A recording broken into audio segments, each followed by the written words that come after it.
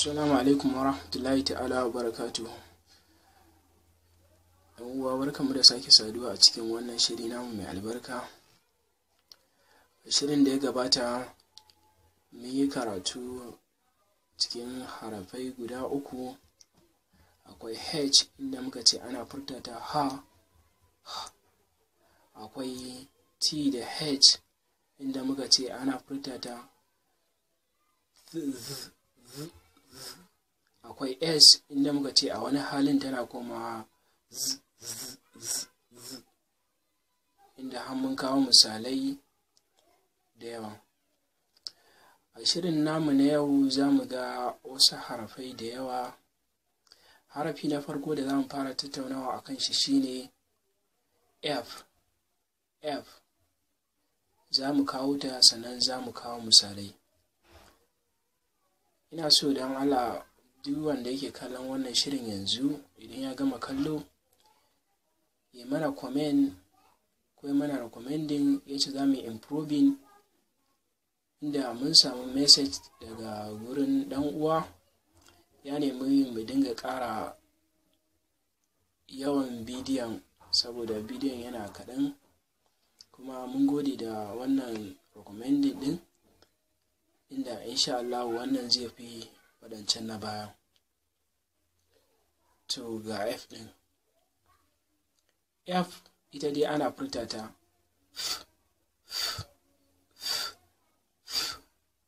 haka ake furta ta. Kamar ita kake gani a cikin wannan hoton na yaron nan. F idan sai ka saka hannunka a wajen bakinka sannan sai ka furta ta. Inda za ka ji iska ta daki jikin hannunka. Inda ka ji iska bata daki jikin hannunka ba, to baka furta ta daidai ba. Kamar yace yaron nan yayi. To ga misalai nan. Akwai nut, akwai hat, akwai fan. F ɗin ta zo fan. Akwai kyan. Zan ƙara maimaitawa. Akwai nut, akwai hat, akwai fan, akwai kyan. To za mu shiga cikin misalai. A fan, a hat. A fan, fanka. A hat, hula malafa. N and nut. N tare da nut. A shirin da ya gabata na faɗa muku N suna ne na mace, turawa suke sakawa yaransu mata. Nut shi ma haka suna ne na turawa suke sakawa yaransu maza. Shine aka ce N and nut. N da nut. N has a fan. N tana da fanka. Nut has a hat. Shi kuma nut yana da hula malafa. N can fan nut. N za ta iya wana wa nut fanka.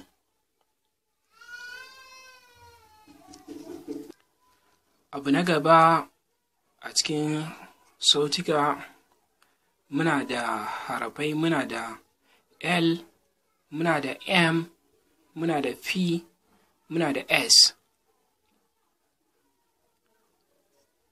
Mun kawo S a darasin da ya gabata, amma a nan a wata siga daban ta zo. Za mu ji yadda za a furta ta. Akwai L ana furta ta L. Akwai M, Akwai P, ake furta ta. Akwai S ana furta ta S, ake furta ta. To kafin mu shiga cikin misalai, akwai abin da nake so na ɗan ja hankali, ban sani ba ko masu sauraro sun ɗan lura da shi. Shine akwai F da F. Lokuta da dama mutane sosai wasu suna kasa bambance su, inda a wajen ɗaya wani lokaci ana furta ɗaya, a wajen ɗaya ma ana furta ɗayan. Ita wannan F a cikin Hausa ba mu da ita, sai sa yawanci take yi wa Bahaushe wahala wajen furtawa. Amma a nan zan kawo su ga su nan kuma da bambancinsu. Ita ta farko F, ita ana furta ta sai ka ji kamar ana irin daka tsawa haka. Ita kuma ta biyu F, ana furta ta kamar yacce na faɗa muku a baya, sai ka saka hannunka a wajen bakinka, sai ka ji iska ta daki bakinka, ta daki hannunka, saka hannunka a gaban bakinka, sai ka ji iska ta daki hannunka. To ita ka furta ta daidai. Allah sa mun fahimta. To abu na gaba akwai man. Mun yi magana akan harafin man. Man.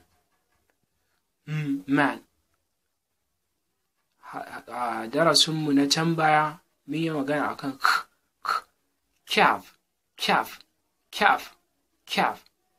Harafin P ya fito a jikin calf. Akwai lad. Harafin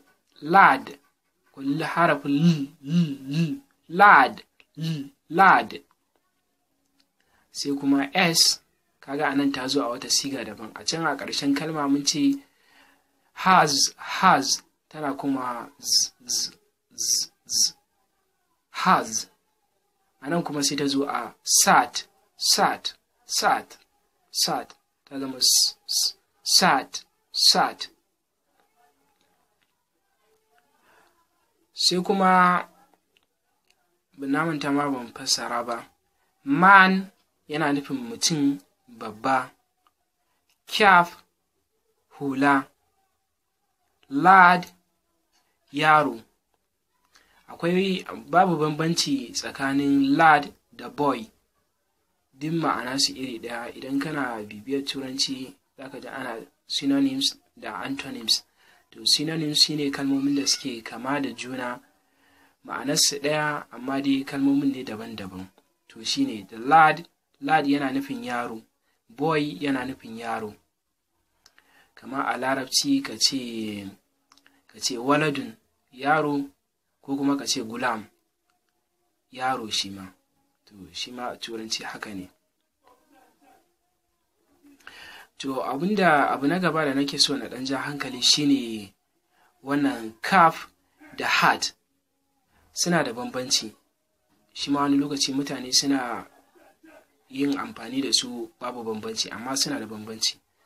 Ita kaf hula, ita kuma hat ita ce malafa, kamar yadda kuke gani a wannan hoton na jiki. To sai abu na gaba, shiga cikin misalai kai tsaye. A calf, hula. The lad, yaron. A man and a lad, mutum da yaro. The man sat, mutumin ya zauna. The lad ran, yaron ya gudu. The man has a hat, mutumin yana da hula. The man has a hat, mutumin yana da hula. Yana da hula malafa. The lad has a cap, shi kuma yaron yana da hula. Zan ƙara maimaitawa. A man and a lad. The man sat, the lad ran. The man has a hat, the lad has a cap. To alhamdulillah, a nan muka kawo ƙarshen shirin namu na yau. Kada ku manta ku subscribe na channel ɗinmu, ku like Facebook page ɗinmu. Mun gode, sai an jima.